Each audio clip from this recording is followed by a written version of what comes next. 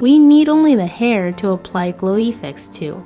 So if you select black as the color to be removed using chroma key, the object's face, which is presumably black, will disappear from the video or image, leaving only the remaining visible parts. And we can use draw symbol to draw a black portion on a difficult area. Once you have removed the object's face using chroma key and highlight the remaining visible parts, you can apply a glow effect to those parts. Please watch until the end. Thank you.